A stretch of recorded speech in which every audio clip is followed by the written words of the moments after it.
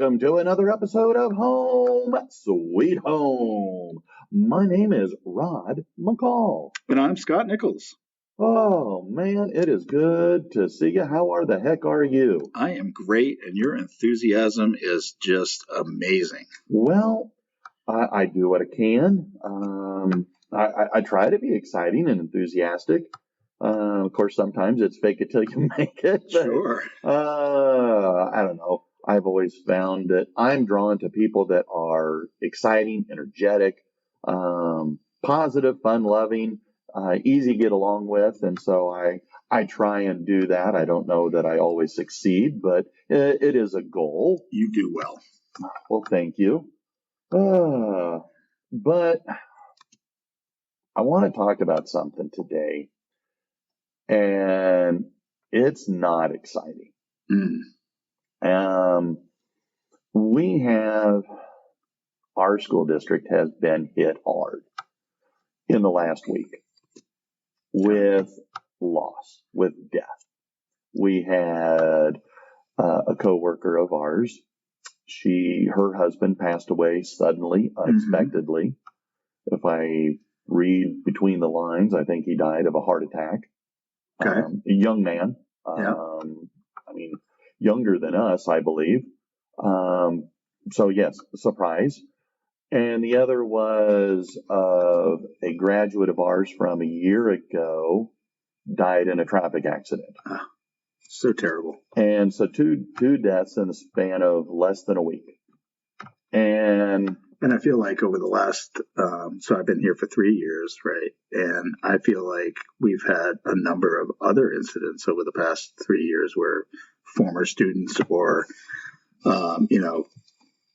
people who are our colleagues or, yes, it's been fairly frequent. Sad but true. So, well, that's right. And it's a reminder that life is short, right? True. So. Yeah, as you say that, we had that middle school teacher that died, a month ago of a traffic accident again. So it brought me to something that I had a conversation with my mom when my dad passed away, it's been over a year now.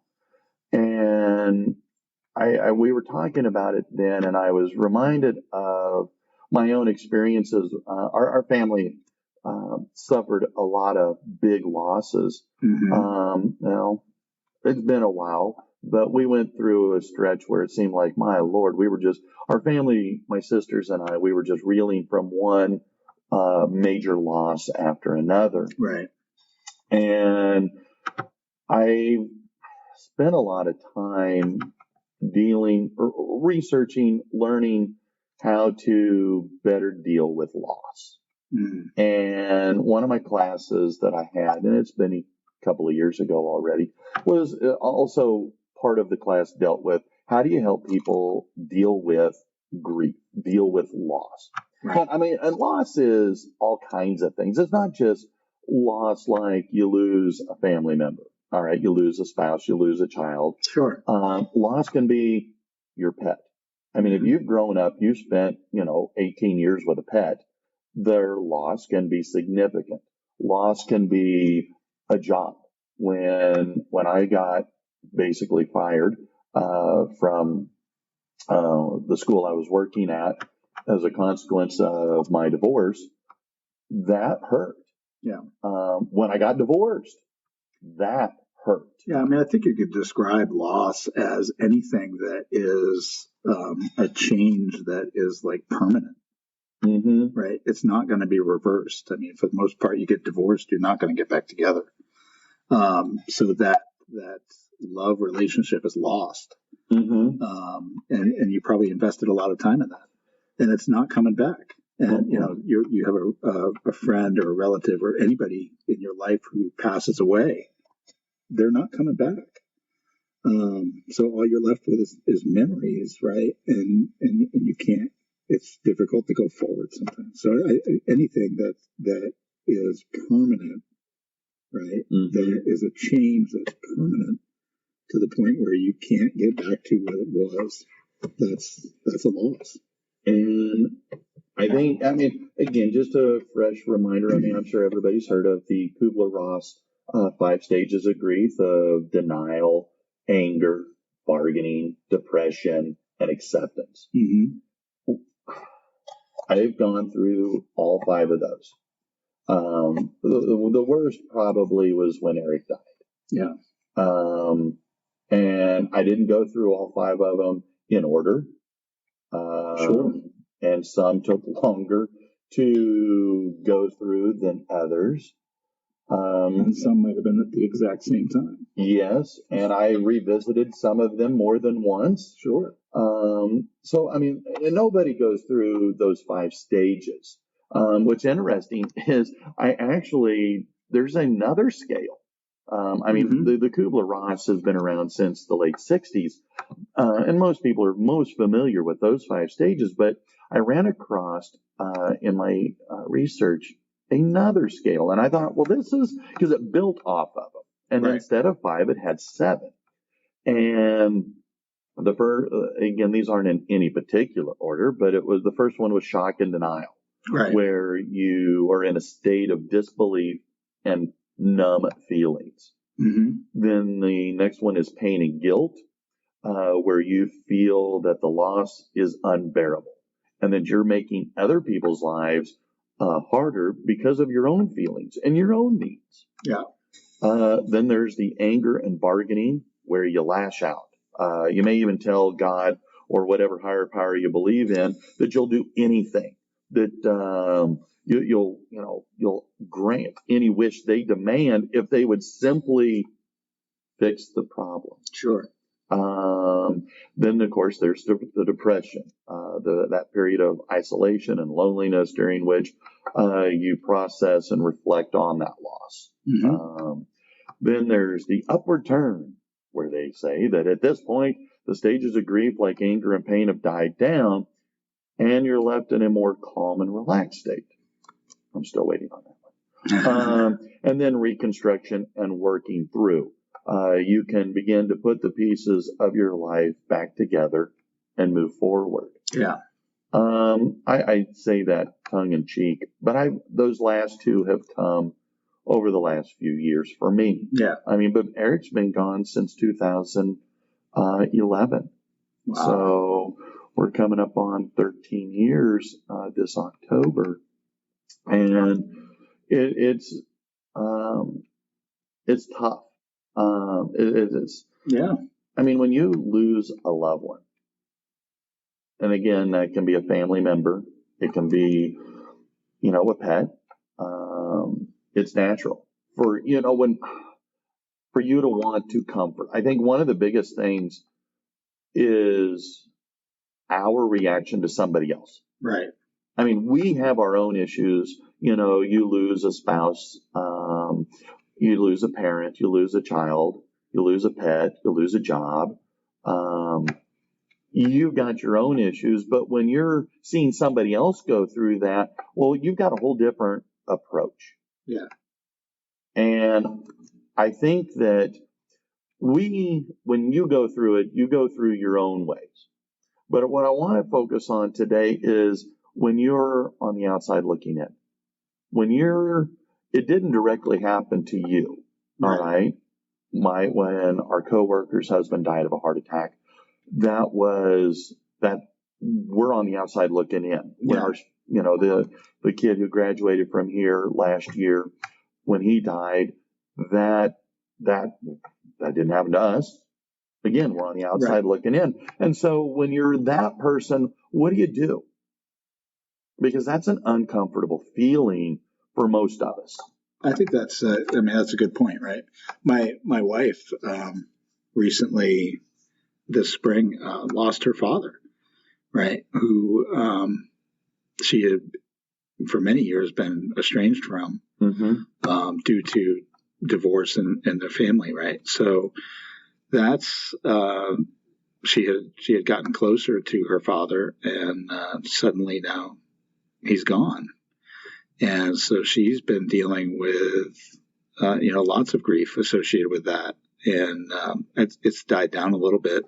So she's, probably moved on to one of those latter stages rather quickly. But she, all I could do was be there to support, right? I mean, I wasn't particularly close to her dad. Certainly respect him as her dad. Visited him, seen him, talked to him. I mean, was there for some of the last days of his life and helping, him move around the house and do some other things. But we were there in a limited capacity, and I was just there to support whatever it was that she needed. And I got to admit, I was at a loss. I mean, we'd gone through the death of our mother almost 20 years before now, so 19 years ago. So, and I struggled to even understand how I should approach that, right? And I knew her much better than I knew her dad. And then there's some other, we've been dealing with, people with cancer in the family that are, having some kind of terminal cancer diagnosis. We don't know how long they're going to be here, and they could be here for years. But you're beginning to deal with, this may be inevitable.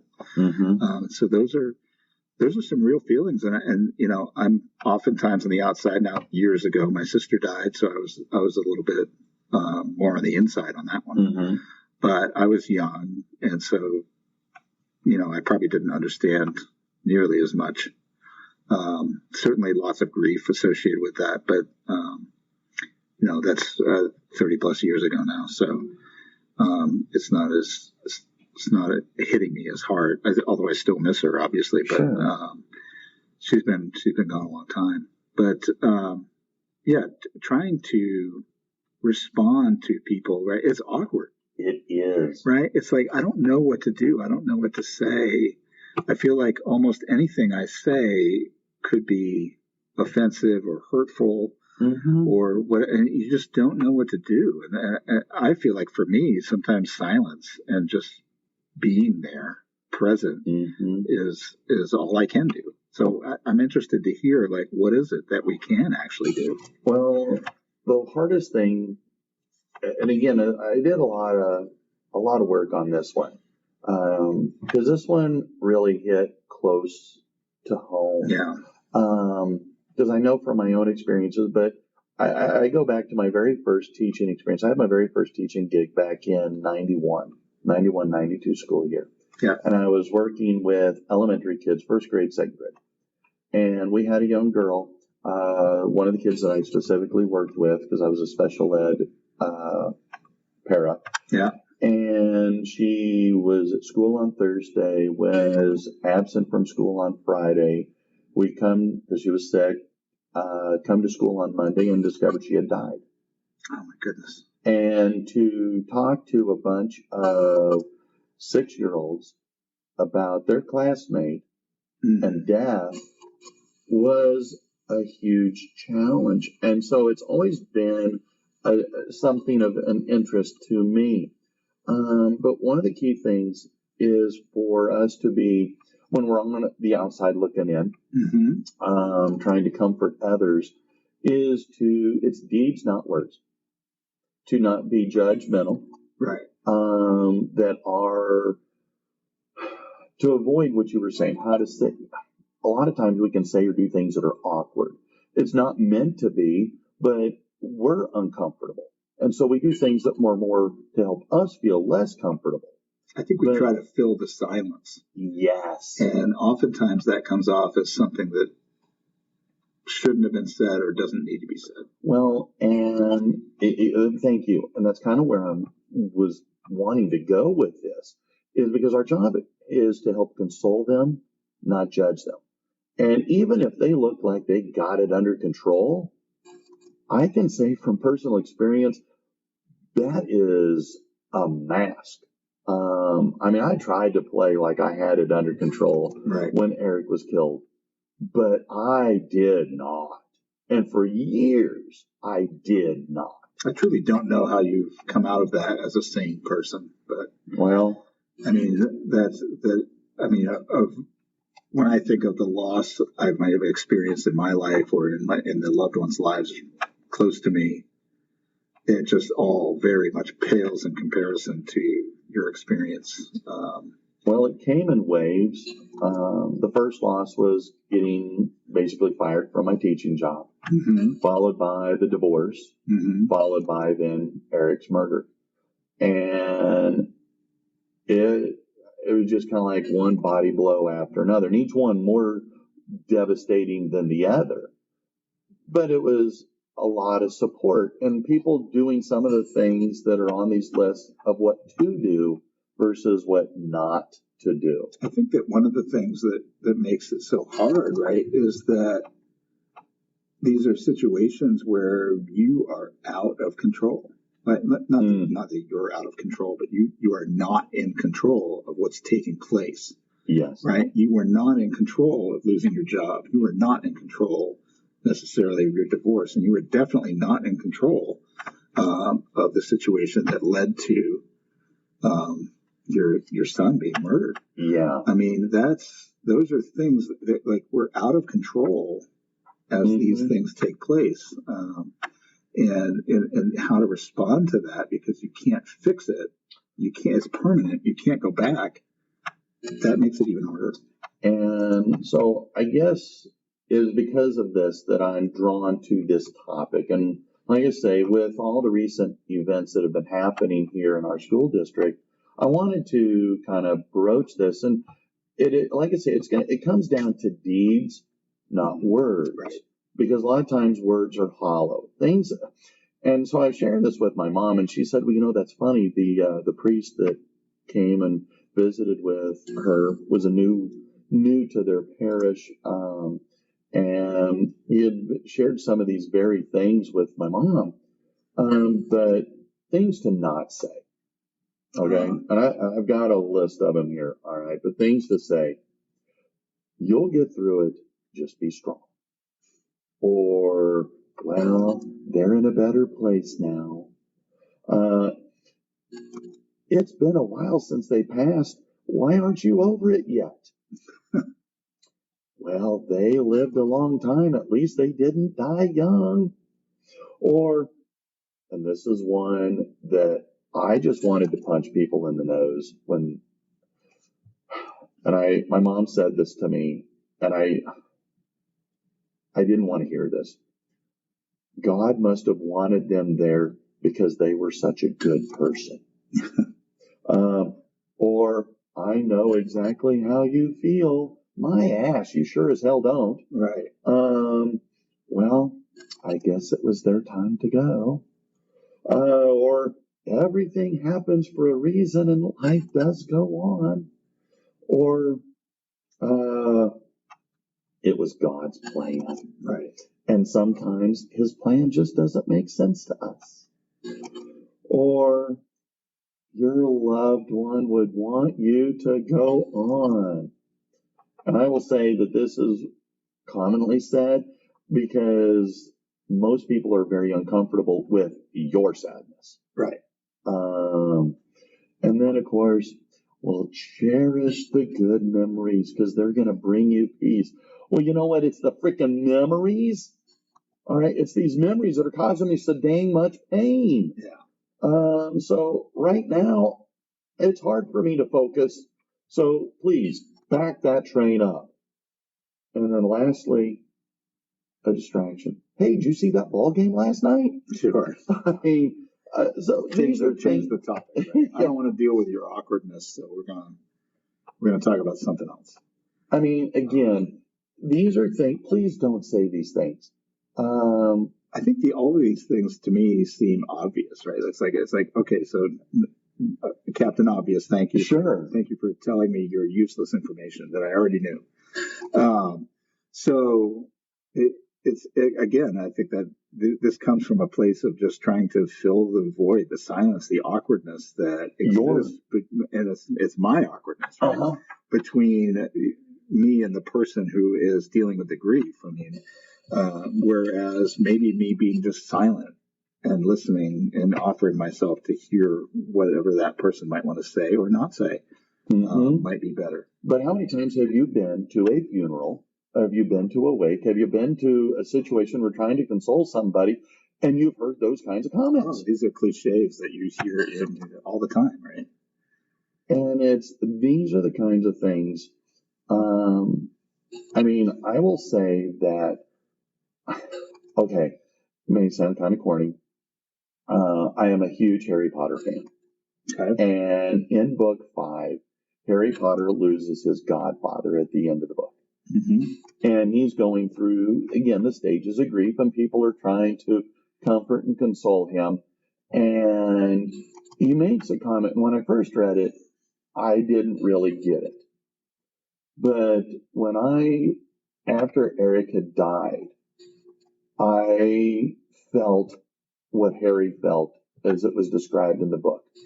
And at the end, or when he's going through the grief of his uncle dying, his godfather, he was, as he said, when I'm around people, I want to be by myself. And when I'm by myself, I want to be around people. Mm-hmm. So you don't know what you want. And in looking through this, and it's deeds. And I keep telling, I know I've said this, but it's the things that you do that might be more important than the things that you say. For example, you just come over, and again, I experienced this. You want to know how I got through it? Well, those first few weeks, those first few months, people just came over and did things. Mm-hmm. They did laundry.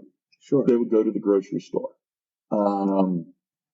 They went so far as packing up Eric's bedroom so that I didn't have to.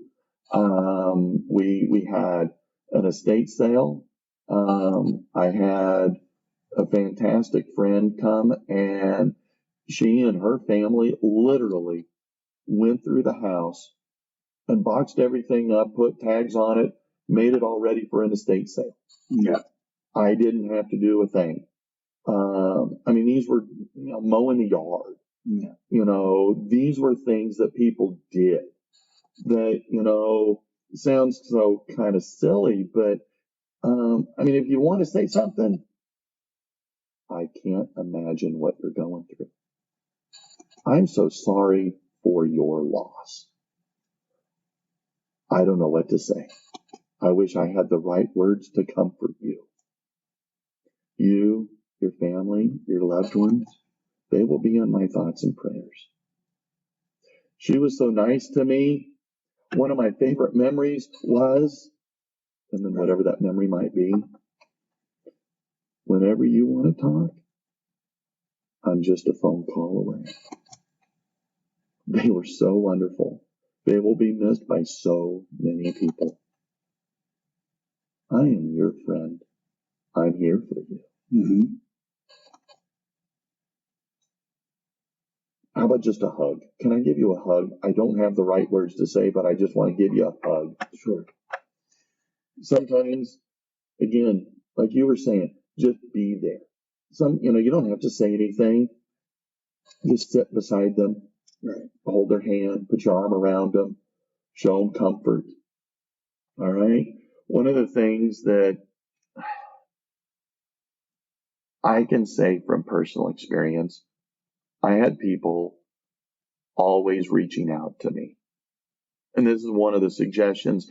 Keep reaching out to that person. Even if they don't respond right away, keep going because they're in their own version of hell. Yeah. And so stick with them. Keep reaching out because they will respond, and encourage that person to share memories. Yeah. I had a lot of people do that. Saying, hey, I remember Eric. People I didn't know. Mm-hmm. When my dad died, it was really neat. People coming up and saying, hey, let me tell you the story about your dad. Right. When Charlie comes, we had Charlie as a guest here. And when he comes and he talks to our kids, he tells stories about his dad. And it's a way of him helping deal with the loss of his father. Sure. There's no one size fits all way to deal or to help somebody. Everybody's going to be a little different. Each situation is going to be a little different. because we all go through grief in our own way. Right. But it's deeds. Stay away from those platitudes. Yeah. I mean, I don't know. Grief is a tough thing because you're right. It's awkward for us. It's awkward for us going through it and how to deal with people around us. Mm-hmm. Because guess what? Their life isn't a living hell. And when you're on the outside looking in, you don't want them to feel the pain, but how do you help them? Right. How do you ease their grief and provide that comfort? I think that's one of the things that I see, particularly in the community that we're in now, right? I mean, right away, there was text groups opening up for these recent tragedies where people were organizing meal trains for those who are grieving, where there's needs that come up. I mean, we had another person in a different school district, right, who lost their house to a fire suddenly, and there was an immediate call for helping the family, right, with practical things. They lost their clothing, right? They need T-shirts, they need clothing, whatever you got. Here's where you can donate it. The practical, meeting people's practical needs, like you're saying, is really important, right? It frees them up to work through the other things, right? To not have to focus on, because it's hard, right? When you're dealing with grief, it's hard, and I can only imagine, right? To use one of your phrases, right? What you would go through. Even in just reflecting on talking about it now, right? I mean, so, but when you can be freed up from the daily minutia of things you need to do to be able to work through it, that's super helpful to people in that time. And that outpouring and showing of love and care is really what they need. Right? They need to know that people do care. People still care about them. People are there to meet the need that maybe that other person used to meet, right, in some way. And so, I mean, actions are super important. I think you can see that throughout all kinds of history and religion and counseling groups. I mean, we as a people, as a human race, right? We seek interaction and we seek that love and kindness from others. And we need that most when we are in our darkest hours. And that's where, when you don't know what to say or do, then, hey, let me babysit while you go out. Sure. Let me, let me come over and mow your yard. It sounds something silly, but when one of the guys I played Magic the Gathering with, he passed away, and for, I don't know, maybe 6 months, there was all of us guys that play cards, we all took turns mowing his widow's yard. I think one of the extraordinary things about the time that we live in, and there's lots of technology.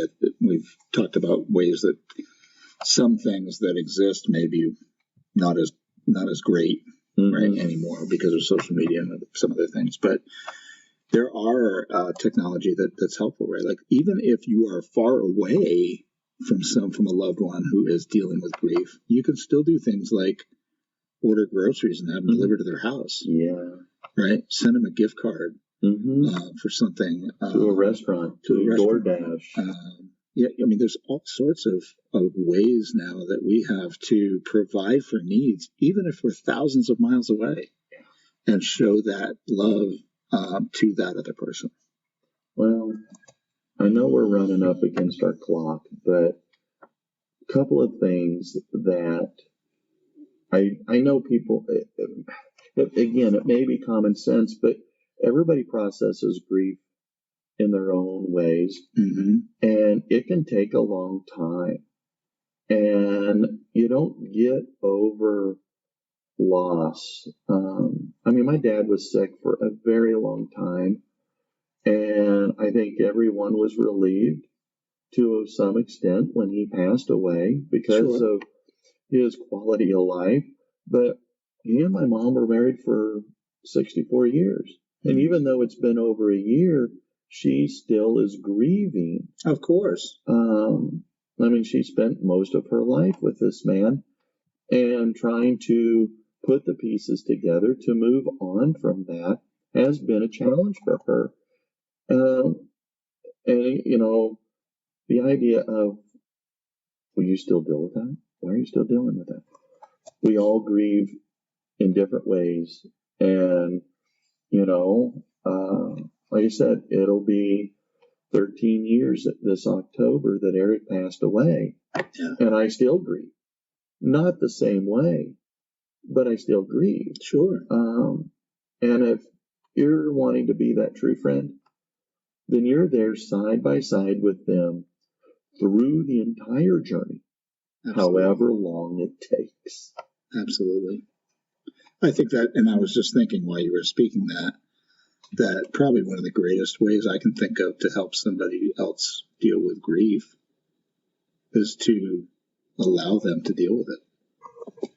Mm-hmm. Right? To let them go through that, let them deal with it, and not try to shorten it or bring in my own understanding and see if they can get over it faster. No, let them complete the whole process in whatever time frame they need to complete it. One of the perks, that's the healing that needs to take place. Oh, totally agree. One of the things that I loved about our divorce group that I'm very angry that COVID killed was everybody was there to support each other, because one of the most common responses from family members was, aren't you over that yet? It's been 6 months. Get over it. He's a dirtbag. She's a cow. Move forward, you know? Right. But with the group, it's kind of like, look, we're all here. We've been there, done that, got the t-shirt to prove it. And so we will be non-judgmental. We know that this is not something that you can just put a Band-Aid on and move forward. It is painful. Mm-hmm. And so the idea that, I don't know, I really enjoyed that aspect of our divorce group, because it could take you a long, long time. Okay. I mean, we had people that would come for years to help process the divorce. Yeah. So anyway, grief is tough. And the worst part is being on the outside looking in. And so hopefully, again, some of these phrases of things to avoid, things to maybe consider instead, can help all of us deal with our own uncomfortable, awkward feelings of helping somebody through a very difficult and grieving situation. Agreed. Well, it's a good topic. Well, something everybody will go through. Sad but true. It is a part of that circle of life. Yeah. Right.